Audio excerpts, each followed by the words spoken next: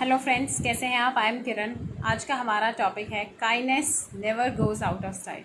Kindness कोई छोटे मोटे लोगों की बात नहीं है, इसके लिए दम चाहिए। It's the virtue of the great. महान लोगों का गुण होता है ये, क्योंकि जब तक किसी और के लिए हमारे मन में प्यार नहीं होगा, दया नहीं होगी, तो हम कैसे अ, दयालु हो सकते हैं? बिना प्यार के कैसे हम दया कर सकते हैं? जब तक हम एम्पैथी नहीं शो करते, नहीं फील करते कि सामने वाले का दर्द हमारा दर्द है, नहीं फील करते कि सामने वाले को कितना कष्ट हो रहा होगा, किस कमी के कारण वो क्या फेस कर रहा होगा। फ्रेंड्स, मेरी लाइफ में चेंज तब आया जब मैंने कहीं पर एक सेंटेंस पढ़ा। हम ये सोचते हैं कई बार, अपने पास भी शॉर्ट होती है कोई चीज़, चाहे पैसा हो, कोई रिसोर्स हो, और कोई दूसरा भी आपसे वही चीज़ मांगता है जो शायद आपके पास कम हो।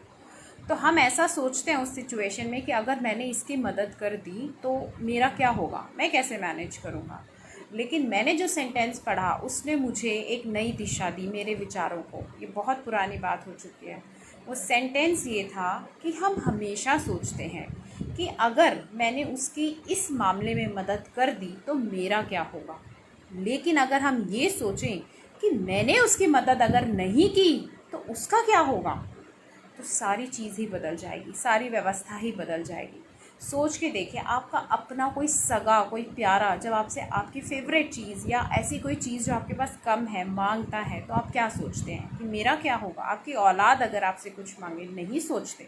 आप हमेशा खुद का सेक्रीफाइस करके आप अपने बच्चे के लिए या अपने सगे संबंधी के लिए दे देते हैं, इसीलिए कि नहीं, कोई बात नहीं, इसको शायद मेरे से ज़्यादा ज़रूरत है, मैं मैनेज करती हूँ इसके बिना। तो यही चीज़ अगर हम स्ट्रेंजर्स के लिए लेकर आएँ, हम ऐसे लोगों के लिए लेकर आएँ जो हमें रिटर्न में नहीं कर सकते हमारा फ़ायदा, हमें पे बैक नहीं कर पाएंगे हमारी काइंडनेस, तब होती है असली काइंडनेस। ऐसे लोगों की मदद करना जिनसे आपको मदद की उम्मीद होती है और कभी ना कभी वो आपके काम आते हैं, उसको काइंडनेस मत बोलिए। वो तो बिज़नेस है, वो तो एक्सचेंज है। काइंडनेस एक्चुअली तब है जब आप बिना रिटर्न के किसी की मदद कर रहे हैं, दया दिखा रहे हैं, अपना भी नहीं सोच रहे हैं कई बार। और रास्ते चलते हमें कितने गरीब लोग मिल जाते हैं रेड लाइट पर, ये वो, और हम लोग अक्सर क्या बात बनाते हैं कि इन लोगों की तो आदत है, ये तो स्मोकिंग करता है, ये तो स्मैकिया है, इसकी मदद नहीं करनी चाहिए, ये तो गैंग है इन लोगों का, अगर हम देंगे तो इनकी आदत बिगड़ जाएगी। लेकिन ज़रा रुकिए, ठहरिए, एक पल को अगर सोचिए, अगर हमें कोई कहे भीख मांग लो तो हम मांग लेंगे क्या? भीख नहीं मांगेंगे। तो कोई ना कोई वजह तो ऐसी है ना जो भीख मांगने पे इंसान मजबूर होता है। तो वो वजह छोटी नहीं होती, कोई भी छोटी मोटी वजह से नहीं मांगता है। अगर उनकी आदत ख़राब हुई भी है, उसके भी कई कारण हैं। क्या हमने वो कारण जान लिए हैं? और हम ऐसा कहते हैं अक्सर, वो पी के पड़ा रहता है, वो स्मैकिया है, उसको पैसे देने का कोई फ़ायदा नहीं है। तो उसका भी रीज़न सोच के देखिए कि वो ऐसा कर क्यों रहा है। देखिए, जिसकी लाइफ में दुख होते हैं ना, वही जानता है उनको, उनसे निपटना, और उस स्थिति में उसने कैसे गुजारा किया। तो जब इतने दुख भरे होते हैं ना किसी की ज़िंदगी में और उसको कहीं हल नहीं दिखता, तो माइंड जो है वो जीने नहीं देता, वो डिप्रेशन में चला जाता है, बहुत परेशानी होती है। तो ऐसे में अगर इस माइंड को सूद ना किया जाए, आपने देखा होगा बहुत अच्छी अच्छी फैमिलीज़ के लोग डिप्रेशन की दवाइयाँ खाते हैं। तो गरीब लोग जिनको नहीं कोई रिसोर्स पता है, उन्हें नहीं पता कि वो डिप्रेशन है और उन्हें ट्रीटमेंट की ज़रूरत है, और वो जाएँ भी तो कहाँ जाएँ, ट्रीटमेंट भी तो अवेलेबल नहीं है। सरकारी हॉस्पिटल में भी बहुत अच्छा ट्रीटमेंट नहीं किया जाता है लोगों के साथ। एक मेडिकल ट्रीटमेंट की बात नहीं कर रही हूँ मैं, बिहेवियरल ट्रीटमेंट की बात कर रही हूँ, वो भी अच्छा नहीं होता है।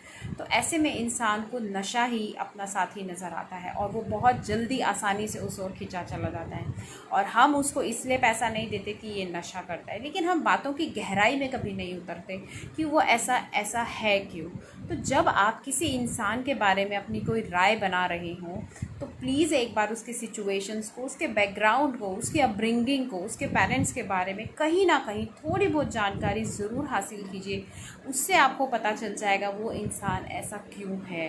और जैसे ही आपको उस इंसान की सच्चाई, उसका बैकग्राउंड पता चलता है, दया उमड़ पड़ेगी आपके मन में। आप रोक ही नहीं पाएंगे खुद को दया करने से, क्योंकि जो काइंडनेस है, जो दया है, वो नेचुरल गुण है। जैसे लव है, पीस है, हेल्थ है, ये सब हमारी नेचुरल स्टेट्स हैं। इसी तरह काइंडनेस भी हमें मिली है, लेकिन हमने उसको ढक दिया है, हमने उसको अपने आप को अंधा बना लिया है। हम चीज़ों को सिर्फ सुपरफिशियल लेवल पर देखते और जज करते, विश्वास कर लेते हैं, कभी गहराई में नहीं उतरते। एक बार किसी पर दया करके तो देखिए, आप पर कितने गुना दया बरसेगी। एक गाना था, तुम 1 पैसा दोगे तो वो 10 लाख देगा, गरीबों की सुनो वो तुम्हारी सुनेगा। देखिए, जो गाने बनाए जाते हैं ना, ये निरर्थक वेस्ट नहीं होते, इनका बहुत बड़े अर्थ होते हैं ज़िंदगी में, मायने, सही मायने में। लेकिन हम कभी उन अर्थों को ग्रहण नहीं करते, हम बस मनोरंजन के तौर पर इन चीज़ों को देखकर और जाने देते हैं। तो जब हम किसी पर दया करते हैं, किसी की मदद करते हैं, वो इंसान भले ही हमारी मदद करने की स्थिति में ना हो, लेकिन अगर हमने निस्वार्थ किसी की मदद की है तो वो मदद और वो दया हम तक लौट कर ज़रूर आएगी, ज़रूर आएगी, ज़रूर आएगी। निश्चिंत रहिए, लोगों की मदद करते रहिए, शो काइंडनेस, और अपना फ्यूचर उसकी परवाह आपको करने की ज़रूरत नहीं है, वो कोई और शक्ति उसकी परवाह कर लेगी। Thank you, Suresh Kumar ji, for watching. Thank you all for your time. Thank you all for being here. Thank you so much. अगर आपको ये वीडियो पसंद आया हो तो please do like, share and comment. Thank you so much. Bye bye.